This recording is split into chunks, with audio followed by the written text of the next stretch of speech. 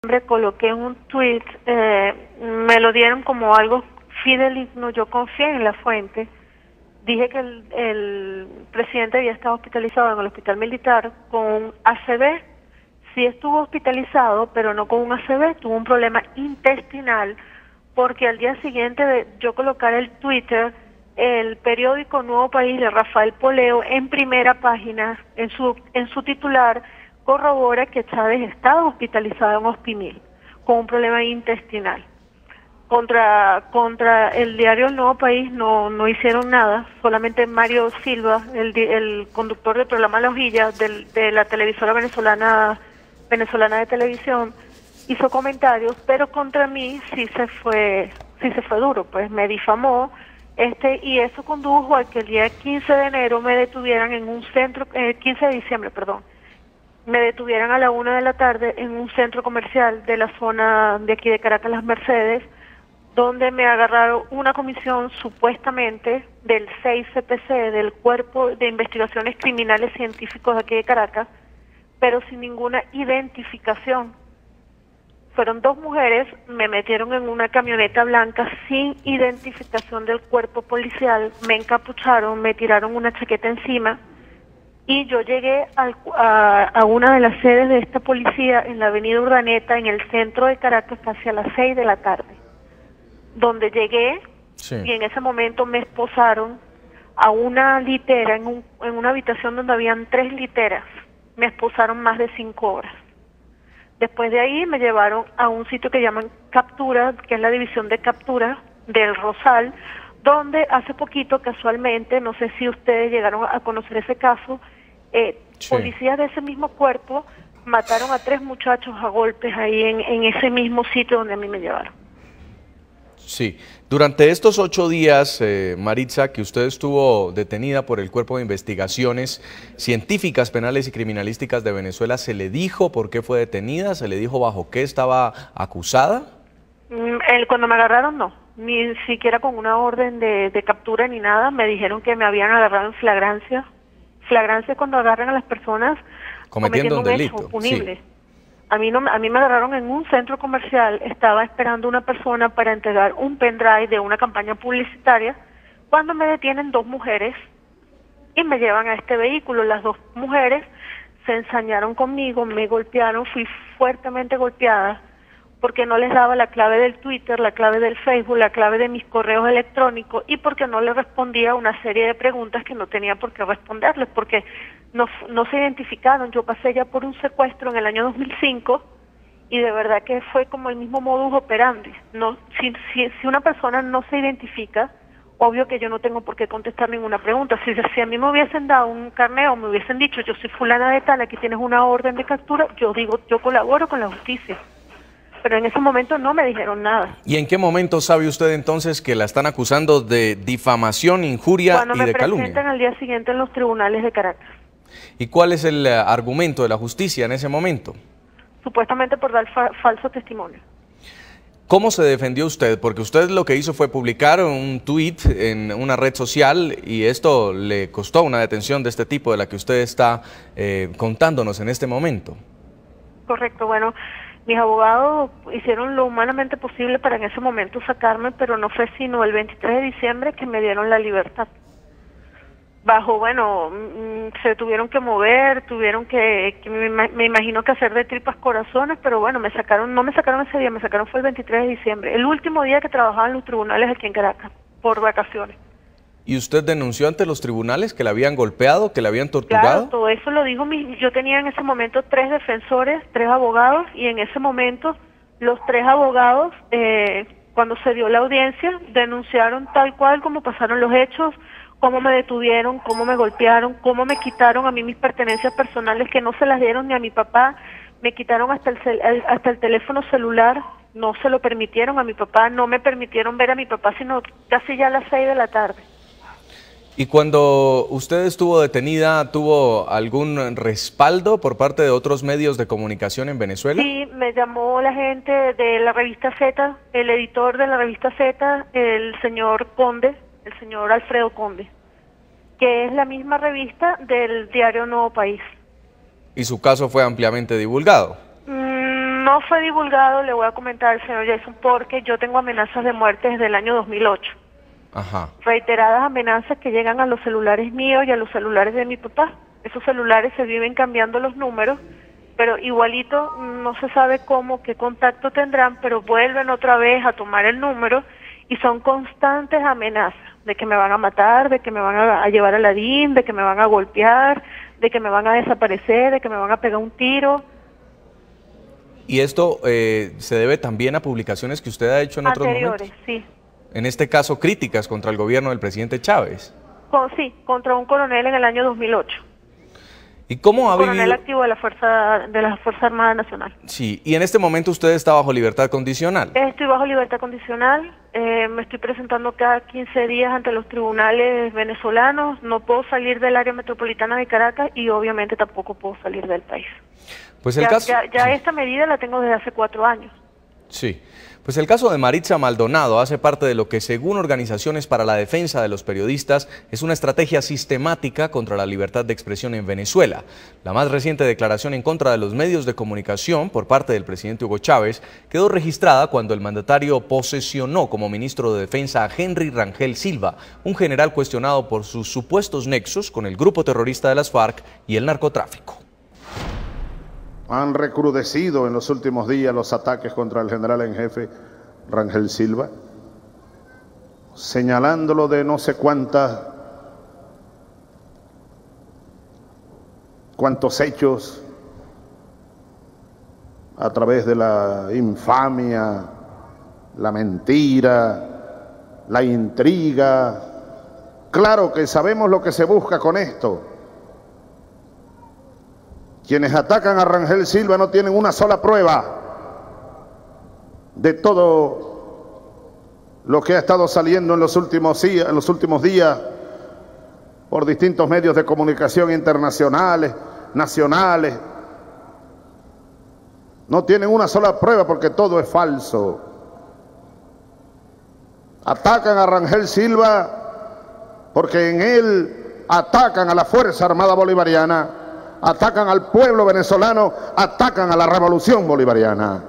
Y salimos en defensa de la revolución, del socialismo, de la Fuerza Armada Bolivariana, de la patria bolivariana. En Washington, señor Milton Coleman, presidente de la Sociedad Interamericana de Prensa, acaba de escuchar usted al presidente Hugo Chávez en una reciente declaración en la que nuevamente arremete contra los medios de comunicación. Parece ser que el 2012 tampoco va a dar tregua en esta lucha contra la prensa.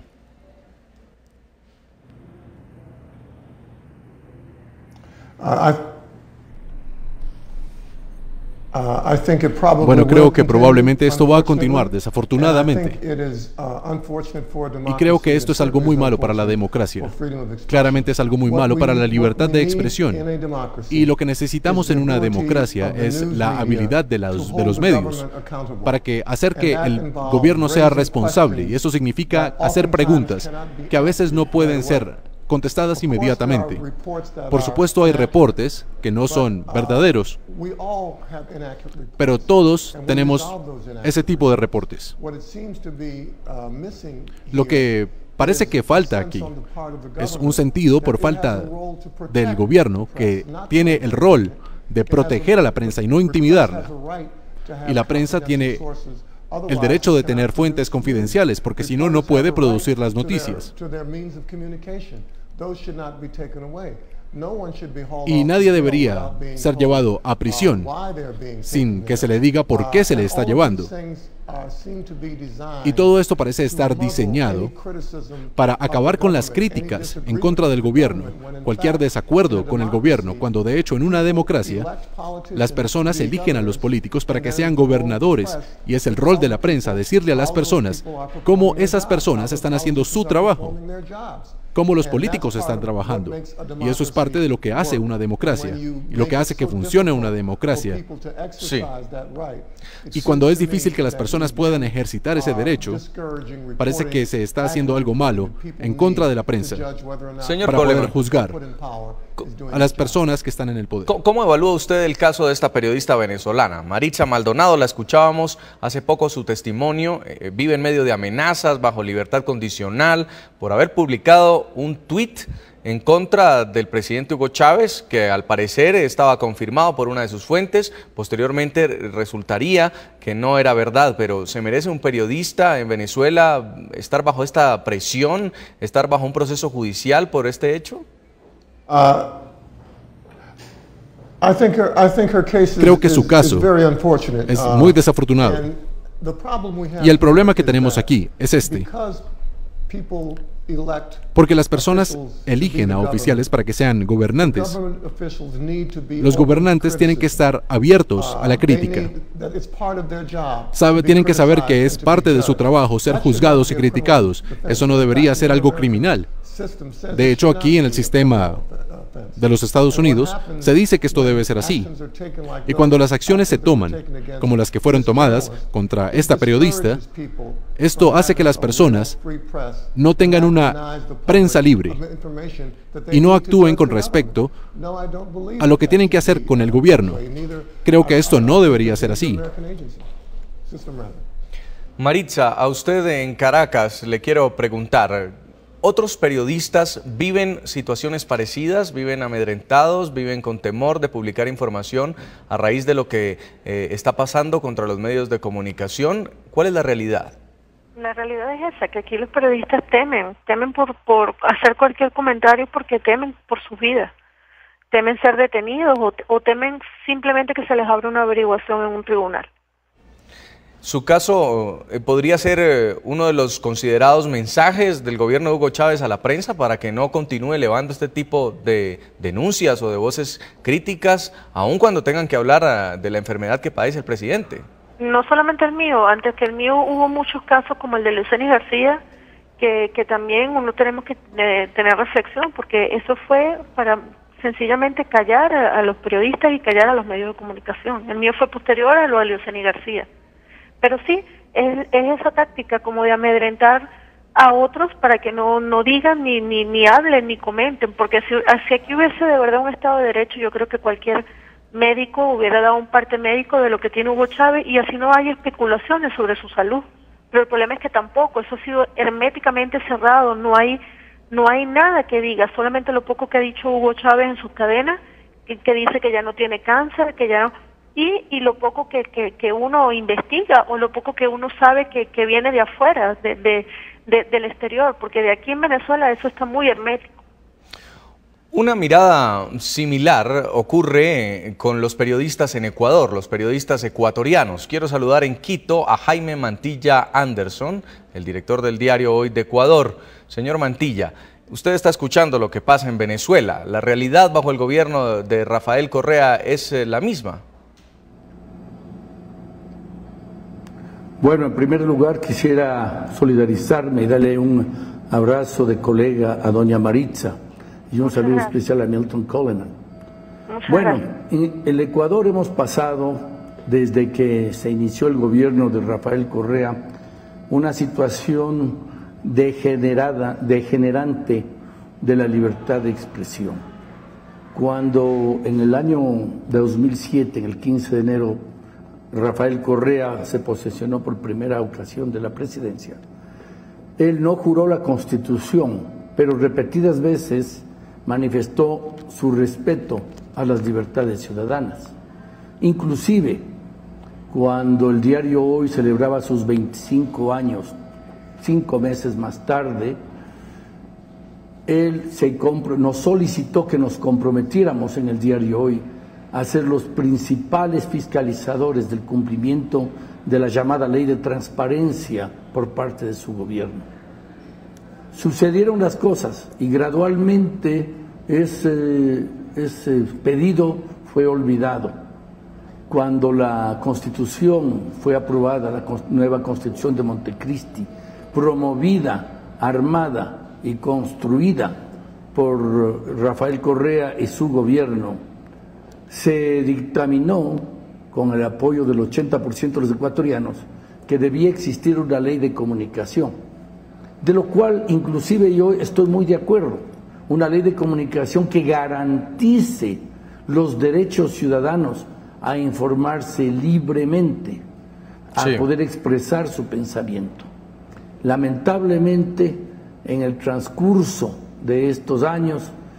La ley de comunicación hasta el día de hoy no ha logrado aprobarse porque el movimiento oficialista cercado del gobierno ha creado un esperpento llamado ley de comunicación que quieren aprobarla imponiendo la mayoría total. Quería preguntarle por los casos particulares en el Ecuador. Uno de ellos fue justamente contra su diario, donde podría ser responsable de pagar 3 meses en prisión justamente por una publicación. Recordemos también el diario El Universo fue sancionado con una millonaria multa y varios de los que escribieron una columna pues también fueron condenados a algunos años de prisión. Me refiero a acciones judiciales por parte del gobierno que podrían ser interpretadas como una mordaza a los medios de comunicación. Hay algunas acciones judiciales, no solamente la grande, que casi podría entrar en el libro de récords de Guinness por el monto desproporcionado de sus sanciones, que es el caso del Universo. Pero en el caso del diario Hoy hemos tenido varios juicios, el último de los cuales, a los que usted se refería, fue unilateralmente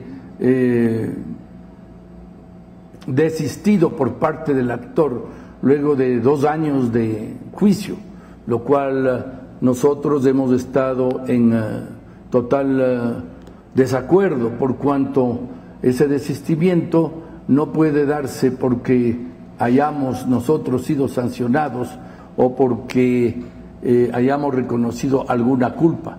Nosotros no reconocemos culpa, pues nosotros lo que defendimos es que no hubo injuria y que no podíamos ni revelar la fuente de los escritos hechos en relación al señor Delgado, que es el querellante, ni tampoco el nombre de los periodistas.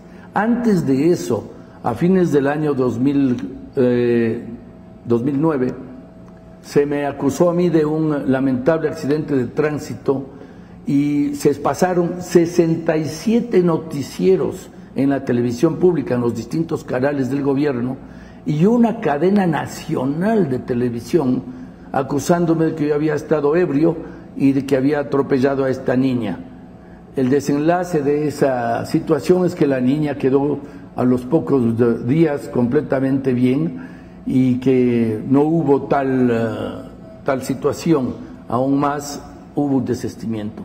Es permanente el acoso que tenemos los medios de información, no solamente en la parte judicial. El diario Hoy tiene prohibición por parte de la Secretaría de Comunicación de recibir avisos del Estado. O sea, la Secretaría prohibió a las entidades públicas poner avisos en el diario Hoy. En Washington, señor Coleman, ¿cómo observan ustedes la situación de Ecuador, lo que está pasando también en los últimos días?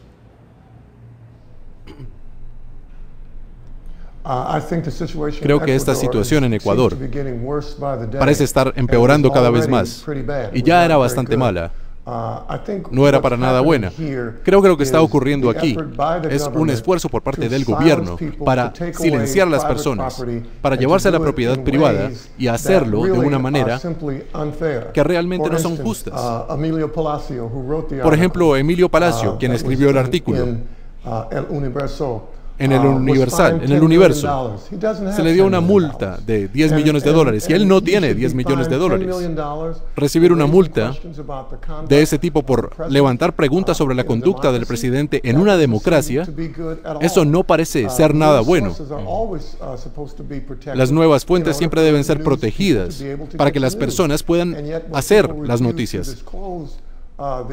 Y cuando se rehúsa a escribir estas historias, porque tal vez tengan que dar las fuentes, entonces ¿por qué habría de castigarlos?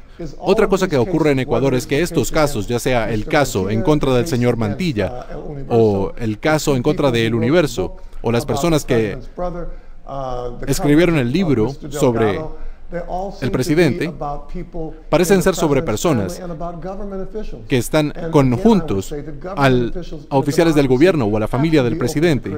Y estas personas tienen que estar abiertas a la crítica, porque fueron puestas ahí por las personas. Y por eso van a tener una elección, y nadie va a poder escribir nada sobre ellos.